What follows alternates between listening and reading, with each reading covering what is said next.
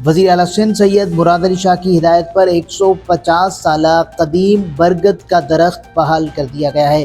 قصر ناز کراچی میں یہ تاریخی درخت حالیہ مانسون بارشوں کے دوران تیز ہواؤں کے باعث گر گیا تھا۔ 2 روزہ ریسکیو آپریشن کے بعد درخت کو کرین کے ذریعے نزدیکی مقام پر منتقل کر کے دوبارہ زندگی دی گئی۔ محکمہ جنگلات کی رپورٹ کے مطابق درخت کی جڑوں کو پانی کی کمی کے باعث فنگس اور دیمک نے نقصان پہنچایا تھا۔ وزیر اعلیٰ سندھ نے تاریخی درخت کی بحالی کو موسمیاتی حوالے سے اہم پیش رفت قرار دیا۔ میئر کراچی بیرسٹر مرتضی وہاب نے کہا ہے کہ شاہراہ بھٹو کے ڈھانچے میں کسی قسم کا مسئلہ موجود نہیں۔ یہ ایکسپریس وے روزانہ 12,000 سے زائد گاڑیوں کے زیر استعمال ہے۔ مرتضی وہاب کا کہنا تھا کہ انہوں نے 2 بار شاہراہ بھٹو کا دورہ کیا اور پروجیکٹ ڈائریکٹر، کنسلٹنٹس اور کانٹریکٹرز سے ملاقاتیں بھی کی ہیں۔ ان کے مطابق منصوبے کا آخری مرحلہ کاٹھور تک 31 دسمبر 2025 تک مکمل کرنے کا ہدف مقرر کیا گیا ہے۔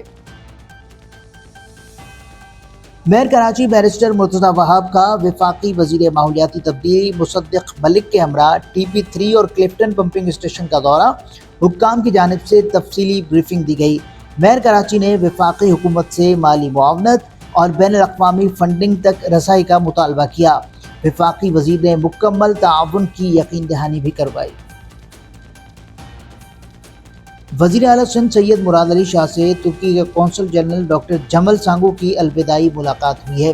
سید مراد علی شاہ نے ڈاکٹر جمل سانگو کو ان کی خدمات اور سندھ سے تعاون پر خراج تحسین پیش کیا ہے۔ ترجمان وزیر اعلیٰ سندھ نے بتایا کہ ملاقات میں باہمی تعلقات مزید فروغ دینے پر بھی بات چیت ہوئی ہے۔ وزیر اعلیٰ سندھ نے ترکی کے عوام اور حکومت کے لیے نیک خواہشات کا اظہار کیا ہے۔ کراچی پولیس کی بڑی کارروائی۔ ڈسٹرکٹ ویسٹ مومن آباد پولیس نے اسٹریٹ کرائم کی وارداتوں میں ملوث 2 خطرناک ملزمان کو واجد شہید چوک کے قریب ریڈ ہیرن گرفتار کر لیا۔ ملزمان سے اسلحہ، 2 موبائل فونز، نقدی اور چوری کی موٹر سائیکل برآمد کر لی گئی ہے۔ گرفتار ملزمان حذیفہ ولد سلطان اور رضوان ولد شیخ رشید متعدد مقدمات میں پہلے بھی گرفتار ہو چکے ہیں۔ دونوں ملزمان کے خلاف مزید مقدمات درج کر کے تفتیش شروع کر دی گئی ہے۔